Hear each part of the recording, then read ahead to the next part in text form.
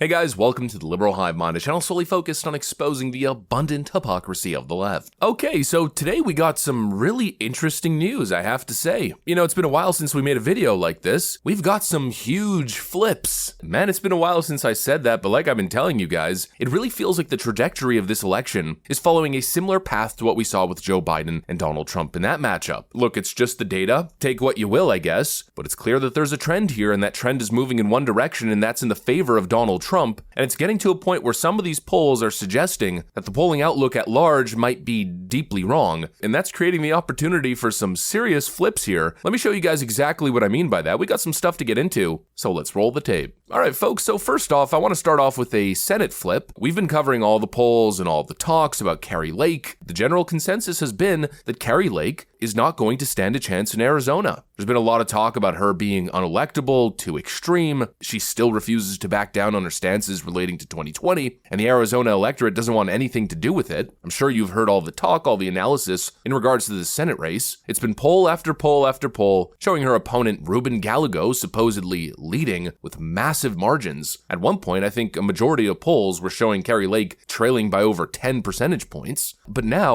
all of a sudden, according to Data Orbital, the race might have flipped on its head. Take a look at this. I mean, just look at these incredible numbers. First off, I'd like to point out the fact that it seems Donald Trump could be ahead big time in the state. They're suggesting that Donald Trump is up by 8 points. Now, this poll, of course, is an outlier. We have to acknowledge that. But as usual, when it comes to polling data in a general election where Trump is on the ballot, sometimes the outlier is more tuned in with reality than the massive mainstream polls being released. You know, there's usually a baked-in margin of error that tends to benefit Trump. I think Trump's average lead in Arizona is somewhere around 2 points, if I'm not mistaken. Yep, according to Real Clear Politics, Donald Trump is up 2.4 on average. But that result could be wrong, it could be off, and Trump could possibly be ahead in the state a whole lot more than these polls are suggesting. And that might have a down-ballot effect, and that could mean that Kari Lake is headed towards victory. Kari Lake might head to the Senate. That to me, honestly, is a dream scenario, and really I don't think it's too much of a long shot. You know, if you look at the overall look in the race, it looks like Gallego's going to run away with this thing, but I think these polls could be wrong. And if you look at the latest Atlas Intel poll and the Data Orbital poll, Atlas Intel, by the way, is one of the most accurate pollsters in the game according to 538. I think they're actually rated the #1 pollster on Nate Plastic's board. So yeah, you get it. The point is,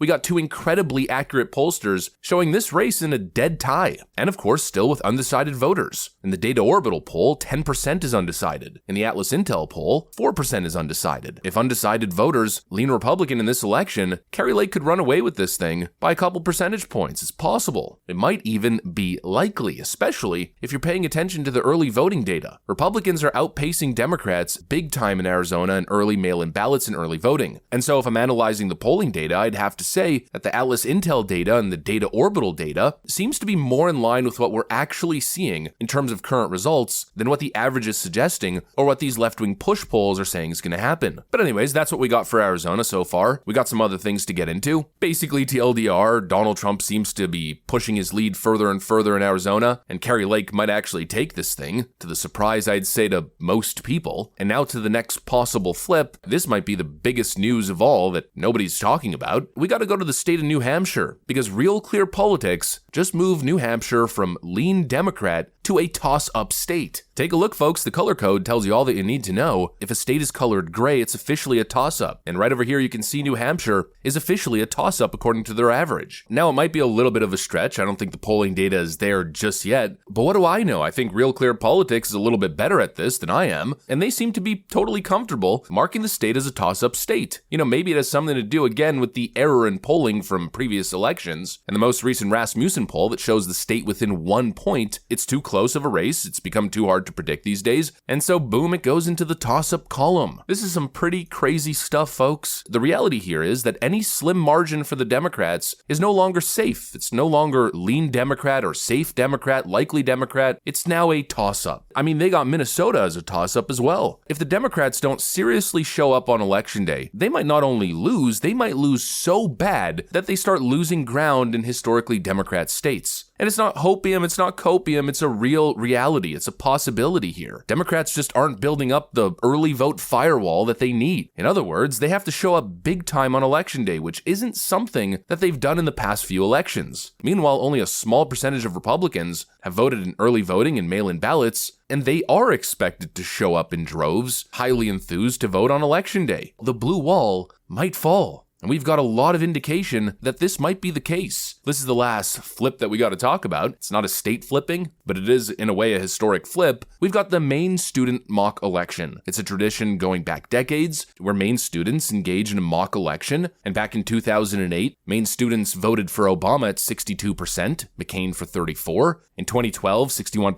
Obama, Mitt Romney 33%. In 2016, they voted for Donald Trump at 41.6%, Hillary Clinton at 40%, meaning they predicted that 2016 election win. In 2020, 50% for Biden, 42% for Trump. And now in 2024, this is the result. Not only is Donald Trump leading in the Maine student mock election, he's leading by 11.2 points. That is devastating, friends. And that's a huge flip from the 2020 results from the exact same mock vote. Look, again, not a prediction. I'm not saying that you should get complacent, but it's looking like this may be a historic landslide. It's looking like the large majority of polling data may be completely off the mark, not getting it right, and Trump might run away with this thing, just as the polls were suggesting and slowly moving towards during the Trump-Biden matchup. The longer that election went on, the more it became evident that Donald Trump was going to run away with this thing, that Joe Biden didn't stand a chance, and now we're seemingly moving the same direction. I mean, even Trump hater Frank Luntz is reluctantly admitting that in his mainstream media interviews. Because it reminds me so much of 2016, and I think there are a lot of similarities right now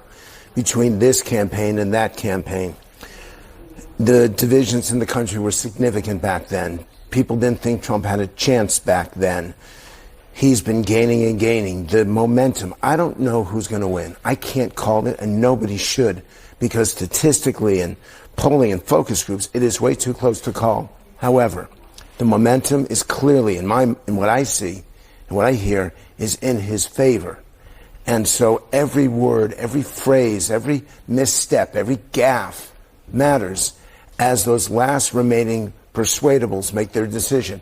I don't believe in the undecided anymore. I don't believe there's undecided. It's looking like 2016 all over again, except it might be a whole lot worse. There's a decent likelihood that Trump gets over 300 electoral votes, and it might not be 302 votes, it might not be 312, it might be 330 plus. Parts of the blue wall might actually fall. Based on my view, I mean, maybe I'm crazy, maybe I'm exaggerating. I'm certainly biased, so it plays a factor. I wouldn't be surprised if Virginia's in play, New Jersey's in play, New Hampshire, Minnesota. I think Trump's going to run away with it in a lot of the key swing states, and he's going to be way more competitive than people expect in some traditionally blue states. And while certainly my bias plays a role in that, I wouldn't say it's a prediction, I just think there's a likelihood that it happens. While bias may play a role, I don't think I'm crazy to suggest what I'm saying because there's data to back it up, and I'm not the only one highlighting that. But possibly the best news of the day, everybody's been saying that Kari Lake's election is dead in the water. She doesn't stand a chance, but it seems as though that race might have flipped entirely. Kari Lake might be a senator. I can't think of too many things more base than that. Anyways, that's pretty much what I got for you guys. Hopefully you enjoyed the video. If you did, make sure to leave a like and possibly subscribe to the channel. Thanks for watching, and I'll see you on the next one.